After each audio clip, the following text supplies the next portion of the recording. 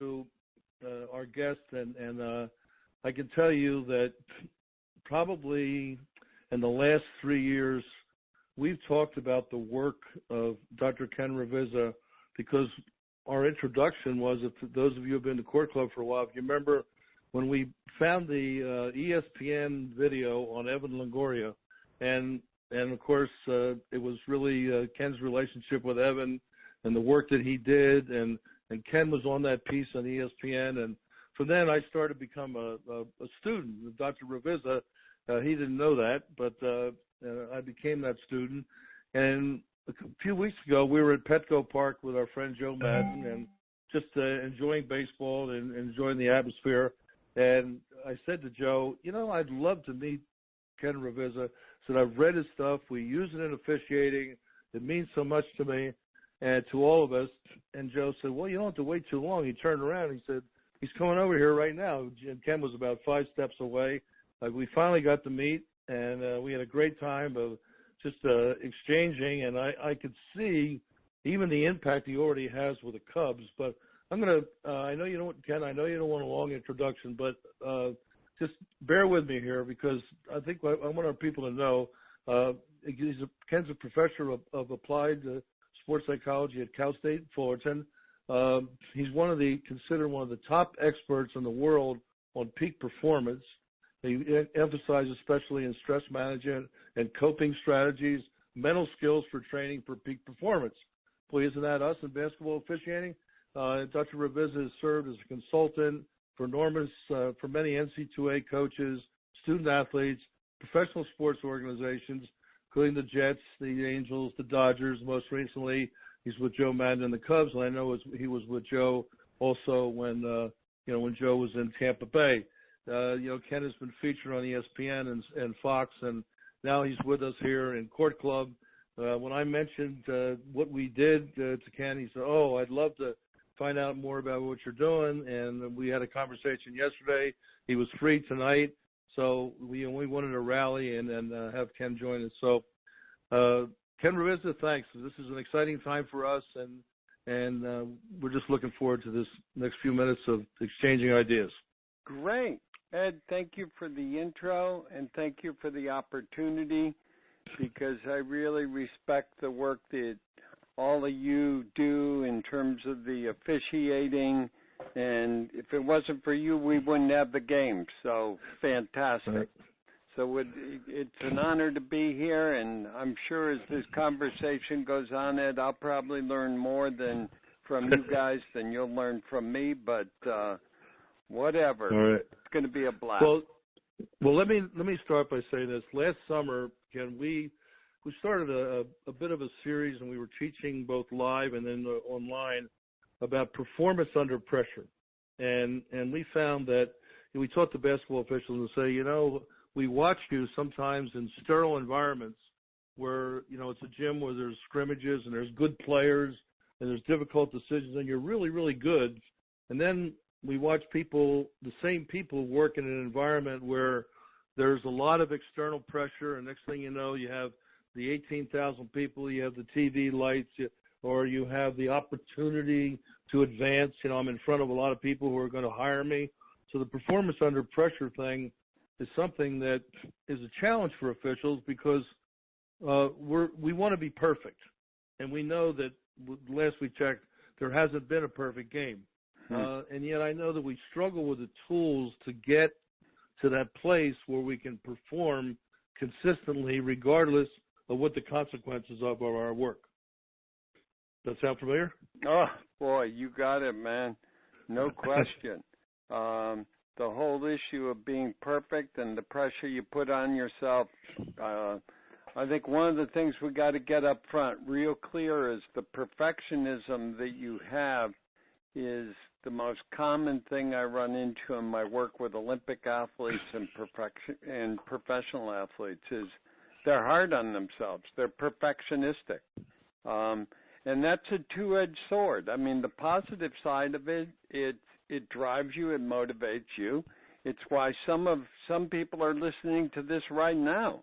On a Thursday night in the summer, you could be at the beach and you're listening to this. Why? Because you want to be great at what you do.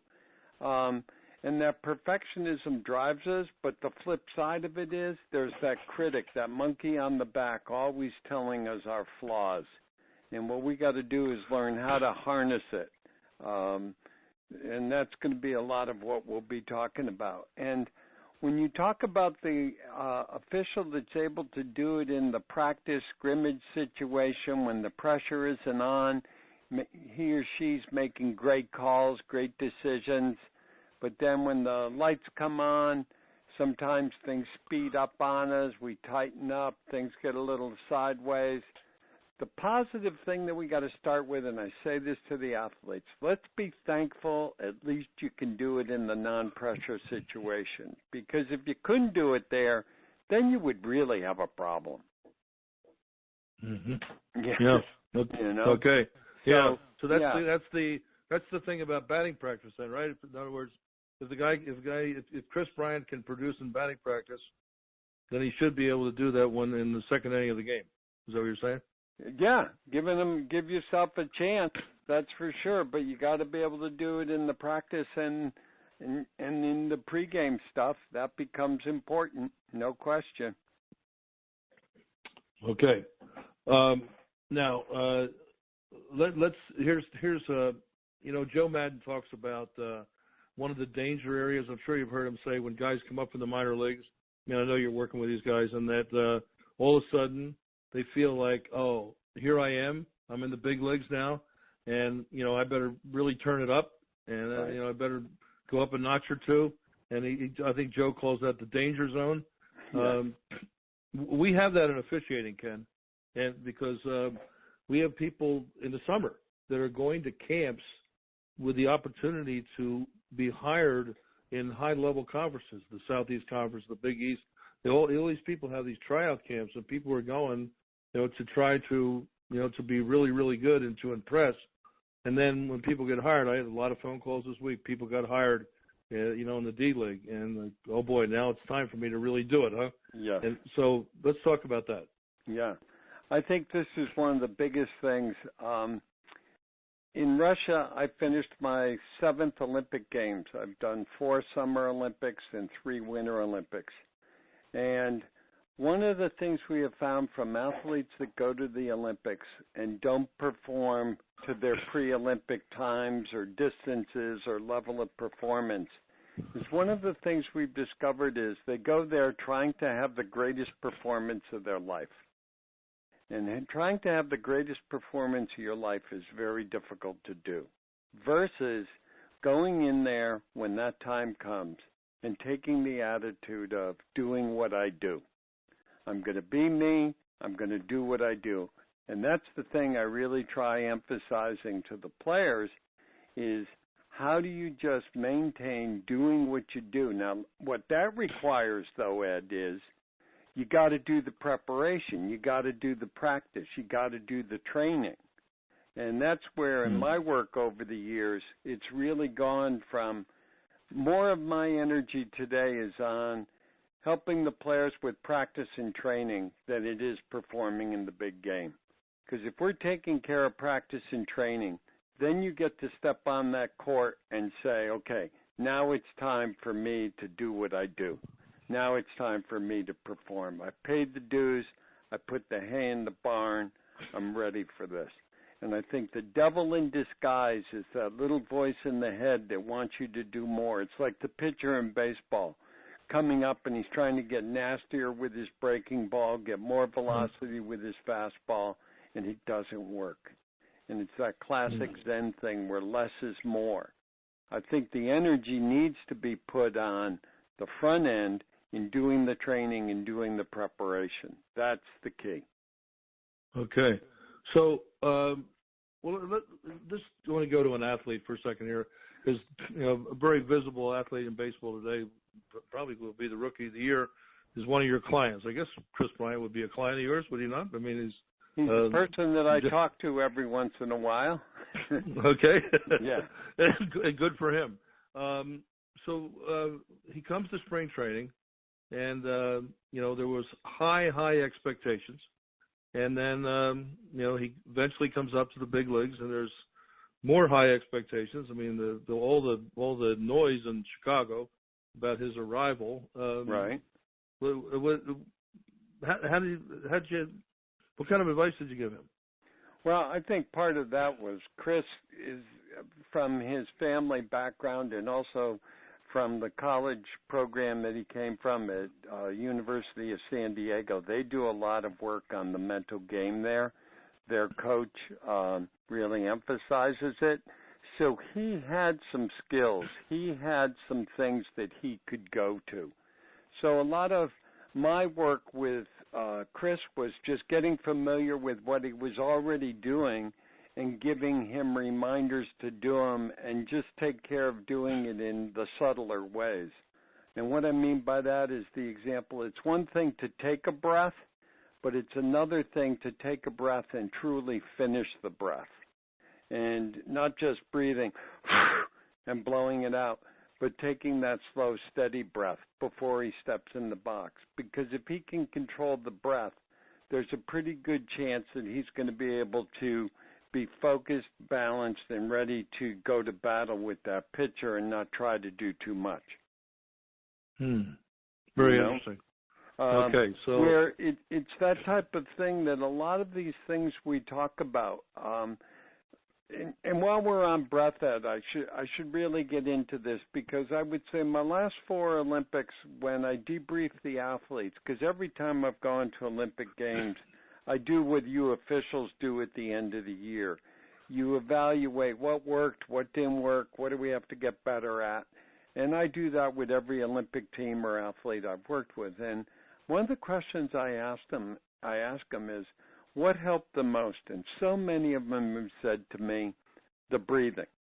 And if we just look at that, the breathing, it sounds so simple, but it's so hard to do when the garbage is hitting the fan, when the distractions come into play.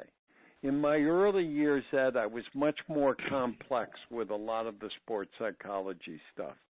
And today it's sort of like what Joe Madden says, let's do simple better. You got to keep it simple, and you got to do it well. But when you look at the breathing, 1, you take a breath. Straight physiology, you're bringing oxygen to the brain, which is going to help with your thinking, which is going to help with your vision. Okay? Second, when you need energy, you focus on the inhalation. You bring energy into the body with the inhalation. When you need to calm down, you focus on the exhalation. You focus on letting go. Okay? Fourth thing, the breath will always pull you to the present moment. Inhale, exhale. It gets you into the moment when you need it.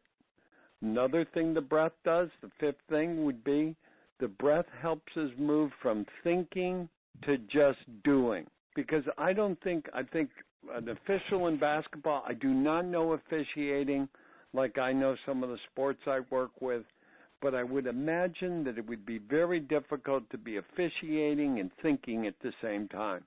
You've got to be observing, you've got to be watching, you've got to be reacting. Your expertise has to be there. Right. And sometimes what happens to many of us is we start overthinking. And how do we quiet that down? The breath is one of the ways that we can get ourselves back in control. Because one of the key things in any performance is you got to be in control of yourself before you control the performance. I always tell athletes, self-control leads to body control, leads to skill control. How do I know I'm in control of me? I can breathe. Inhale. Exhale. Slow and steady. It's not everyone's breathing, we know that. But it's not that rapid breathing. It's where I'm just getting control of myself a little bit. And what I would see with officiating is, like when they're lining up for a foul shot and you're getting ready to give the player a ball, take a nice breath before you give them the ball. Check in and make sure there's breaks in the game where you can check in, am I in control of me? Because you need to have something to go to when the garbage hits the fan. And the garbage is going to hit the fan, Ed. That's Amen. a given. That is a given, you know? Right. And how do you Wow.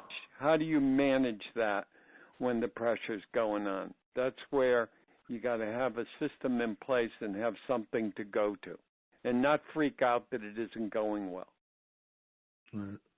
Well, Ken, I'm visualizing all the officials that are listening to this and the pressure levels that so many of them work. And I mean, I worked in the league 32 years. I'd never heard that articulated that way.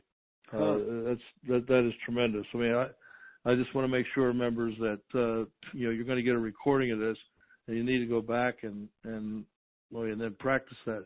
So, okay, I have to ask you this now. Why is it?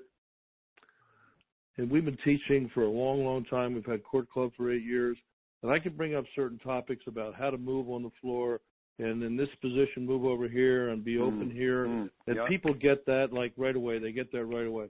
Yep. Now, and I start, and I'm not Ken Ravizza, but I'm a pretend, so I try to go and I teach mental training. We do the mental training, and we do go through experiences, and at the same time, when I look into the eyes of the people in the class, there's interest, but I can see there's not the same level of buy-in that I have when I'm talking about move to this position, move to that position. Interesting. Great point, Ed. Yeah. I mean, it's almost like I'm talking about something that is so far out there that they can't grasp. Now, I don't know whether you know this, but I coach football also, and I coach kickers. And I had an All-American, and he told me that he finally got it his junior year.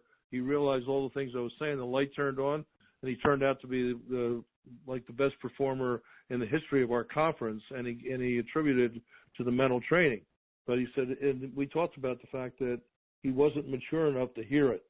Right. On his freshman, sophomore year. So, what's interesting in terms of that, Ed, and I think you're bringing up an interesting point, because I've been teaching a lot of years and have been doing this. I started in baseball in 1985. And I've been doing this a long time. And what's interesting, in 1985, there were 2 clubs doing this in Major League Baseball, the Angels and the Oakland A's. And today, 2015, we have 26 of the 30 teams have sports psych people working with them.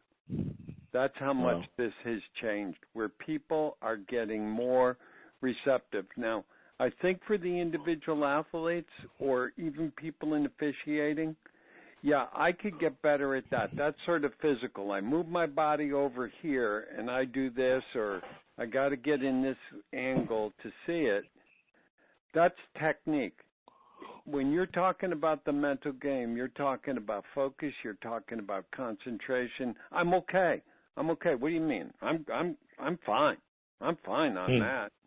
Yeah, but we're not talking about being fine, and this is the point I think that athletes are starting to see, is this is about getting an edge, man. For the athletes, it's about getting the edge. How many times do we hear athletes talk about what percentage of the game is physical and what percentage is mental, and they say it's 50% mental or whatever they say it is? I ask them, how much time do you spend on your mental game?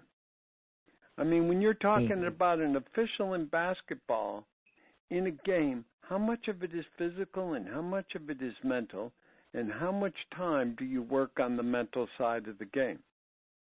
And then we got to talk, of course, Ed, what is the mental side of the game? The things like your preparation, having a routine, the issues like segmenting things, being able to go moment to moment, being able to get to the next possession as you're officiating, even though you just made a bad call. How do you release that and get to the next thing that you're going? Because a key question for me that I would ask your listening audience is this, and the question is, are you that crappy official that you have to feel good to perform well? Are you that bad an official that you have to feel good to perform well? Okay?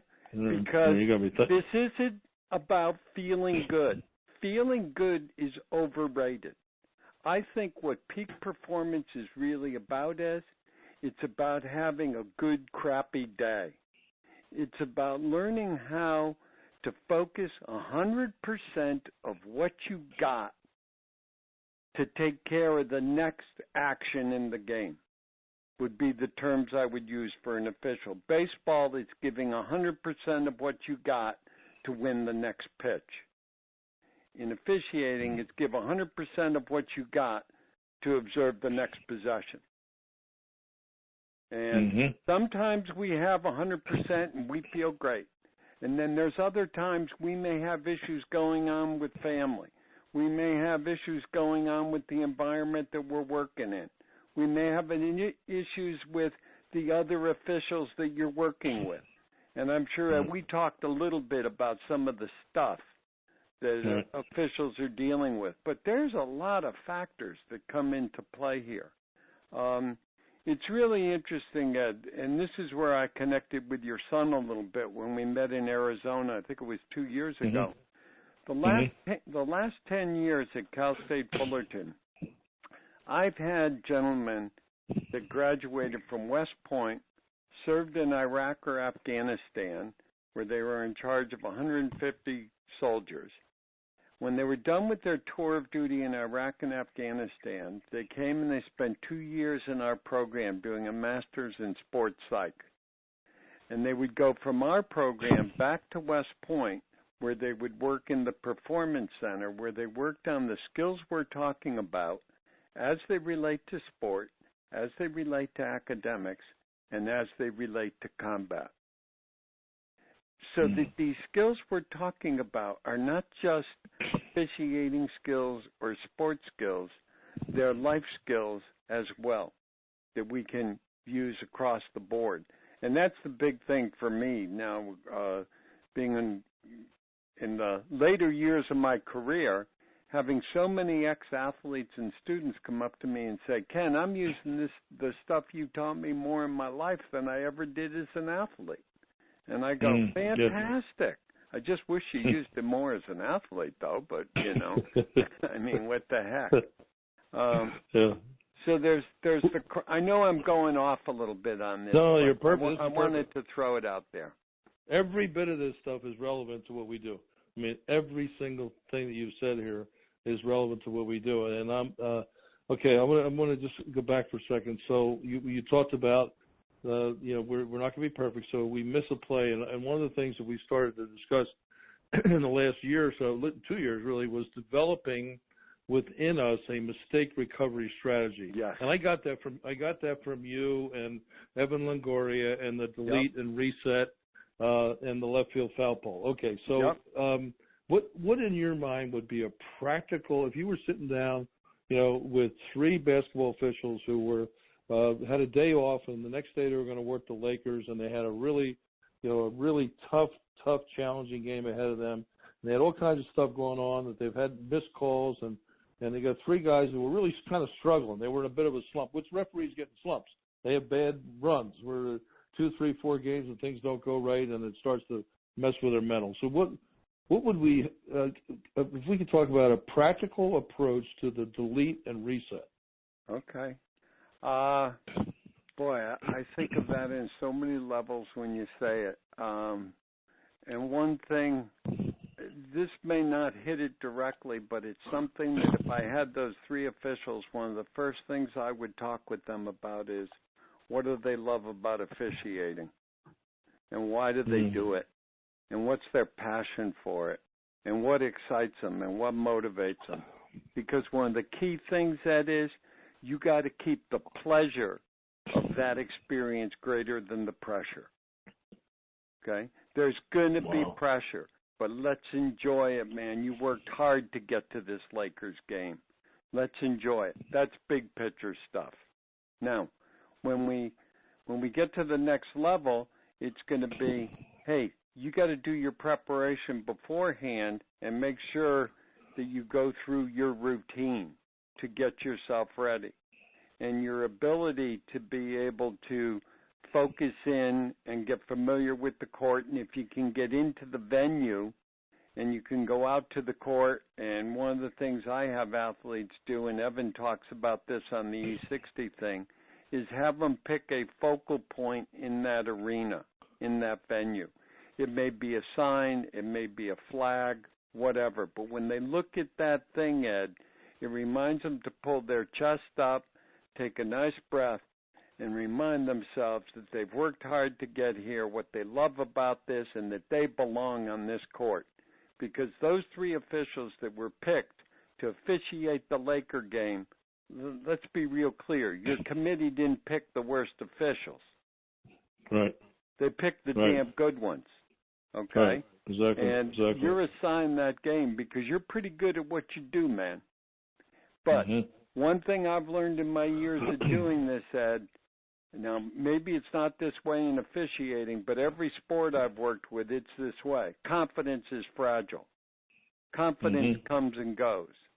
The issue becomes, the key question is, what comes first, confidence or success? And confidence and success are interrelated. But the key question isn't what comes first. The key question is, how do you maintain confidence when you're not getting results, when you're not getting success? How do you maintain your confidence when you've had a rough first quarter? And how do you get to that second quarter and let that go and get to the next thing? And that's leading into what you're saying, okay, about how do you manage the moment to get yourself so that I'm here ready to give 100% of what I got to take care of this next possession. Because my goal in that situation, first and foremost, is to keep this next possession greater than any other possession that's occurred in the game. I'm going to be right here with this one, okay? Now, how do I get myself right here? All right, now, Ed, the audience can tune into this, but I'll say this. Let's say, Ed, we're sitting here, and I were to ask you right now, Ed, we've been talking now for about a half hour or so, and I'm sure in the conversation there's times where your mind's drifted a little bit here and there, as well as for the listening audience. But I would say, how about if I asked you, Ed, for the next 15 seconds, could you give me total undivided attention? Could you do that? Yes, I can. Okay. And I'm asking the audience the same question, okay? So you make a commitment to do it. Now we're going to do it. You ready, Ed? Set? I'm ready. Go. Short period of time, we can do anything we want with our focus and concentration. Right now, for the listening audience and for Ed, you're hearing me different than you were before because you are right here, fully engaged in what you're doing. This is what focus is about. This is where you've got to get on that next possession. When you talk about how do you manage the moment, you got to get yourself in this place right now. Okay, that's 15 seconds. Space out. Whew. Okay. Now, Ed, question for you. What did you do to lock into me for 15 seconds? Initially, I exhaled, and then I kind of leaned forward, and then I kind of brought my vision to the point where I was just locked into every word you were saying. I could hear the tone of your voice. Wow. It was more intense. It was a greater intensity. It was a clarity as to what I could say, and I was hung on every word and every syllable. Beautiful. Okay, now going back to those three officials you said I could work with before the Lakers game.